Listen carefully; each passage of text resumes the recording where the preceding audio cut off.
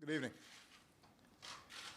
In my first inaugural address, I committed this country to the tireless task of combating climate change and protecting this planet for future generations. 2 weeks ago in Paris, I said before the world that we needed a strong global agreement to accomplish this goal. An enduring agreement that reduces global carbon pollution and sets the world on a course to a low-carbon future. A few hours ago, we succeeded. We came together around the strong agreement the world needed. We met the moment. I want to commend President Hollande and Secretary General Bon for their leadership and for hosting such a successful summit, and French Foreign Minister Laurent Fabius for presiding with patience and resolve. And I want to give a special thanks to Secretary John Kerry, my senior advisor Brian Deese, our chief negotiator Todd Stern, and everyone on their teams for their outstanding work and for making America proud. I also want to thank the people of nearly 200 nations, large and small, developed and developing, for working together to confront a threat to the people of all nations. Together we've shown what's possible when the world stands as one. Today the American people can be proud because this historic agreement is a tribute to American leadership. Over the past 7 years, we've transformed the United States into the global leader in fighting climate change. In 2009, we helped salvage a chaotic Copenhagen summit and establish the principle that all countries had a role to play in combating climate change. We then led by example with historic investments in growing industries like wind and solar, creating a new and steady stream of middle-class jobs. We've set the first ever nationwide standards to limit the amount of carbon pollution power plants can dump into the air our children breathe. From Alaska to the Gulf Coast to the Great Plains, we've partnered with local leaders who are working to help their communities protect themselves from some of the most immediate impacts of a changing climate. Now, skeptics said these actions would kill jobs. Instead, we've seen the longest streak of private sector job creation in our history. We've driven our economic output to all-time highs while driving our carbon pollution down to its lowest level in nearly 2 decades. And then, with our historic joint announcement with China last year, we showed it was possible to bridge the old divides between developed and developing nations that had stymied global progress for so long.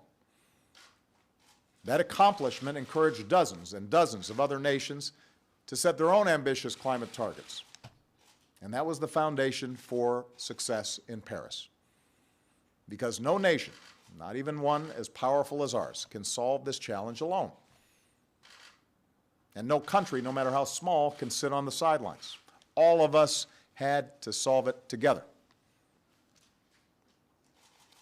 Now, no agreement is perfect, including this one. Negotiations that involve nearly 200 nations are always challenging. Even if all the initial targets set in Paris are met, we'll only be part of the way there when it comes to reducing carbon from the atmosphere, so we cannot be complacent because of today's agreement. The problem's not solved because of this accord. But make no mistake, the Paris Agreement establishes the enduring framework the world needs to solve the climate crisis. It creates the mechanism, the architecture, for us to continually tackle this problem in an effective way. This agreement is ambitious, with every nation setting and committing to their own specific targets, even as we take into account differences among nations. We'll have a strong system of transparency, including periodic reviews and independent assessments, to help hold every country accountable for meeting its commitments. As technology advances, this agreement allows progress to pave the way for even more ambitious targets over time. And we have secured a broader commitment to support the most vulnerable countries as they pursue cleaner economic growth. In short, this agreement will mean less of the carbon pollution that threatens our planet and more of the jobs and economic growth driven by low-carbon investment. Full implementation of this agreement will help delay or avoid some of the worst consequences of climate change and will pave the way for even more progress in successive stages over the coming years. Moreover, this agreement sends a powerful signal that the world is firmly committed to a low-carbon future, and that has the potential to unleash investment and innovation in clean energy at a scale we have never seen before. The targets we've set are bold, and by empowering businesses, scientists, engineers, workers, and the private sector, investors, to work together, this agreement represents the best chance we've had to save the one planet that we've got. So I believe this moment can be a turning point for the world. We've shown that the world has both the will and the ability to take on this challenge. It won't be easy. Progress won't always come quick. We cannot be complacent. While our generation will see some of the benefits of building a clean energy economy, jobs created, money saved, we may not live to see the full realization of our achievement, but that's okay.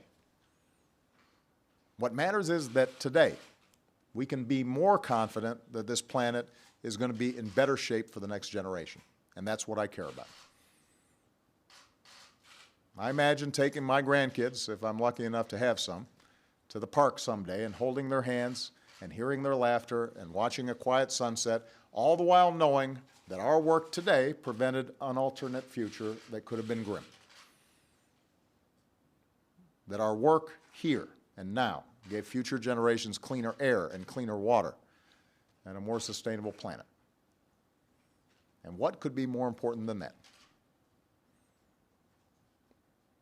Today, thanks to strong, principled American leadership, that's the world that we'll leave to our children.